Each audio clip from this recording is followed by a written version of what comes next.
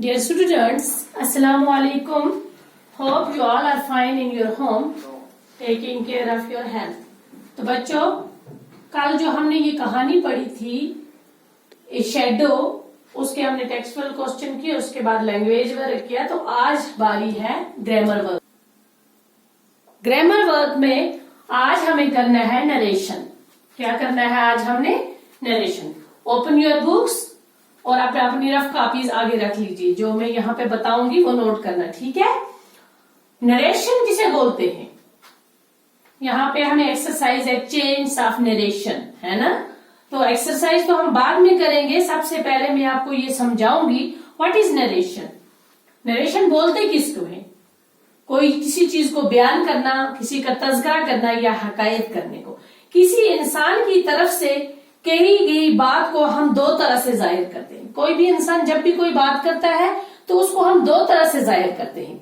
एक को बोलते हैं डायरेक्ट स्पीच और एक को बोलते हैं हम इनडायरेक्ट स्पीच। किसमें बोलते हैं हम? दो टाइप्स की होती हैं। कौन कौन सी?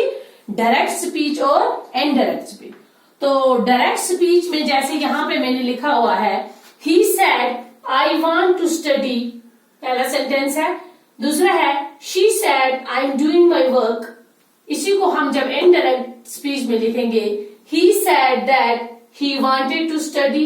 जब हम इनडायरेक्ट में किसी भी चीज को डायरेक्ट से इनडायरेक्ट में लेते हैं तो सबसे पहले उसके जो इन्वर्टेड कामाज होते हैं वो खत्म हो जाते हैं, ठीक है ना? Commas, inverted commas, note of integration, note of exclamation जो भी है, तो ये खत्म हो गए, एसर्टिव फॉर्म में आ जाते हैं सेंटेंस। जैसे यहाँ पे he said comma I want to study, ठीक है ना? तो यहाँ पे ये जो कामा था, जब हम इनडायरेक्ट स्पीच में इसको लिखेंगे ही सेड, यहाँ पे ही सेड आ गया, कामा खत्म, तो यहाँ पे आ जाएगा हमें कंजंक्शन, जिसका हम बीच में इस्तेमाल करते हैं। तो इन दो को मिलाने के लिए यहाँ पे आ जाएगा दैट, इन्वर्टेड कामा सब खत्म, ही वांटेड टू स्टडी और फुल स्टॉप, एसेटिव फॉर्म में ये आ जाता है, ठीक है बच्चों? अब दूसरी चीज, डायरेक्ट स्पीच वाले फिरके को दो हिस्से होते हैं। जो डायरेक्ट स्पीच वाला फिरका होता है, डायरेक्ट स्पीच जो होता है वो दो हिस्सों में होता है। Number 1 reporting verbs and reported speech. पहला जो पार्ट होता है इसका, ये वाला, ये हो गया रिपोर्टिंग वर्ब, और ये जो पार्ट है इसका आई वांट टू स्टडी, ये हो गया रिपोर्टेड स्पीच। तो ये दो फिरके होते हैं, इसके दो पार्ट होते हैं। किसके? डायरेक्ट स्पीच के। तो यहाँ पे मैंने लिखा है रिपोर्टिंग वर्ब टेबल में, Mohan says I will play. Mohan कहता है मैं खेलूंगा, ठीक है ना? लेकिन यहाँ पे दो हिस्से हैं। मोहन सेज का एक हिस्सा बन गया रिपोर्टिंग वर्ब का, और रिपोर्टेड स्पीच का आधा हिस्सा ये बन गया, ठीक है ना? जब हम इन दोनों को मिलाते हैं, इनको कंबाइन करके जब हम कामे हटा के दोनों को मिलाते हैं तो वो हमारी इनडायरेक्ट स्पीच में आ जाता है, ठीक है बच्चों? तो अब यहाँ पे डायरेक्ट स्पीच को इनडायरेक्ट में बदलने के असूल हमने पढ़ने हैं, ठीक है ना? डायरेक्ट को इनडायरेक्ट में हम कैसे बदलेंगे? आप अपनी बुक सामने रखेंगे, पेज नंबर है 171। तो उस पे यहाँ पे रूल्स लिखे हुए हैं। तो यहाँ पे मैं आपको समझाऊंगी ये रूल्स क्या कहते हैं। डायरेक्ट को जब हम इनडायरेक्ट स्पीच में चेंज करते हैं, चेंज ऑफ नरेशन, तो वो कैसे होता है। इसमें चंद रूल्स हैं बच्चों जो आपको अपने ज़हन में रखने हैं, तब जाकर हम ये एक्सरसाइज करेंगे, ठीक है ना? जैसे यहाँ पे रूल नंबर 1, रूल फर्स्ट, ठीक है ना? पहला रूल क्या है इस नरेशन में? सबसे पहला रूल है, if the reporting verb is in the present और future tense, the verb in the reporting speech remains unchanged. जब रिपोर्टिंग वर्ब प्रेजेंट या फ्यूचर टेंस में हो और the verb in the reporting speech remains unchanged, जो और reporting speech और जो वर्ब में रिपोर्टिंग स्पीच होता है वो बिल्कुल चेंज नहीं होगा। जैसे यहाँ पे इसने लिखा है ही सेज, ठीक है? He says he was I am quite well, I am quite well, ठीक है। यहां पे इसने लिखा है he says I am quite well।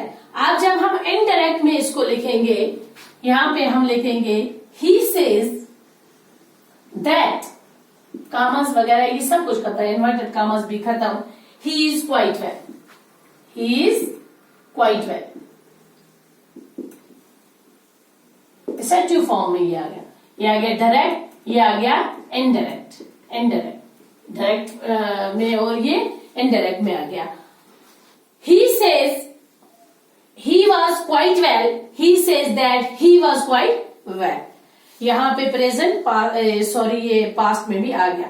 अब यहां पे रूल नंबर 2 हमारे पास है बच्चों, रूल 2, सेकंड रूल है हमारे पास।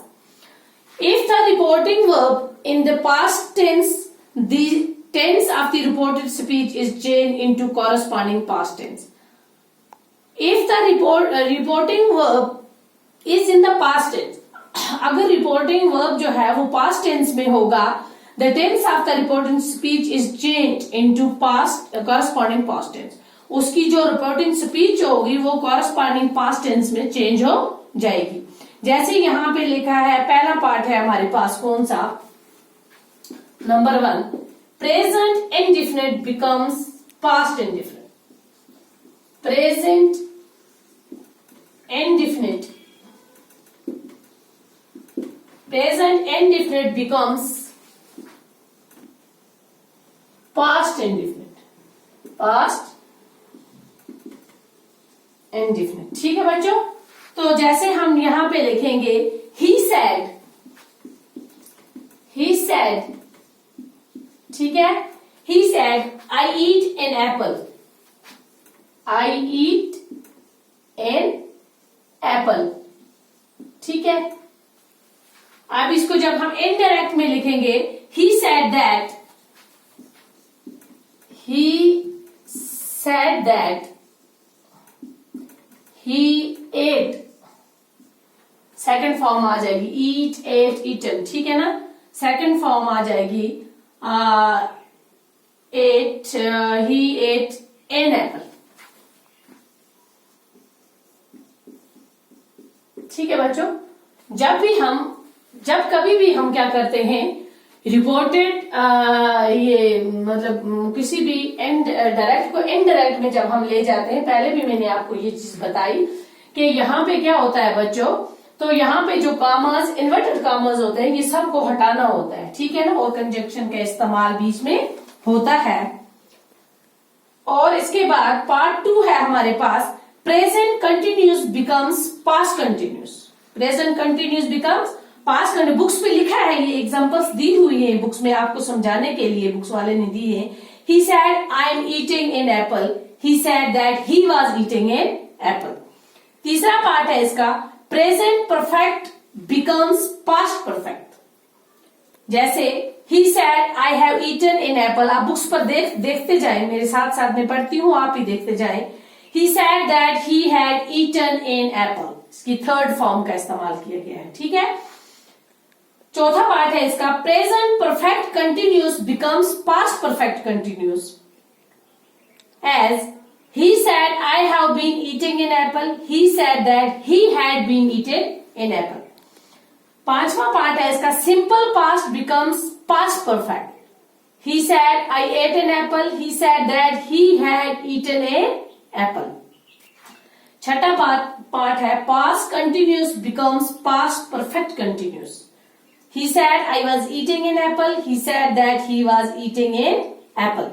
तो ये रूल्स वहां पे बताए हुए हैं, किसने, बुक्स पे बताए हुए हैं। एक्सरसाइज से पहले बच्चों आप पेज नंबर 172 निकालो, 7वां पार्ट है इसमें, past perfect and past perfect continuous remains unchanged. Past perfect और पास्ट परफेक्ट कंटिन्यूस जो होते हैं वो चेंज नहीं होते हैं। जैसे he said I had eaten an apple, he said that I had eaten an apple, said that I had eaten an apple, he said that he had eaten an apple। यहाँ पे past perfect and past perfect continuous जो होते हैं वो unchange होते हैं। ठीक है, तो और भी बहुत सारी चीजें हैं, जैसे अब हम बताएंगे, नोट करने की चीजें हैं, मैं आपको बताऊंगी। यहाँ पे ये 7 पॉइंट आपने जो यहाँ पे बुक्स पे लिखे हुए हैं, ये फर्स्ट रूल तो आपने पढ़ा, उसके बाद सेकंड रूल्स, इसके 7 पार्ट थे, ये आपने पढ़े।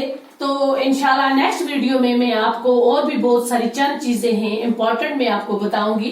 उसके बाद हम इंशाल्लाह क्या करेंगे, इसकी एक्सरसाइज स्टार्ट करेंगे। जब तक हमें इस नरेशन की रूल्स एंड रेगुलेशन के बारे में पता नहीं चलेगा, जब तक हमें इसके रूल्स के बारे में पता नहीं चलेगा, तो हम ये एक्सरसाइज नहीं कर पाएंगे बच्चों। ठीक है, ओके, टेक केयर।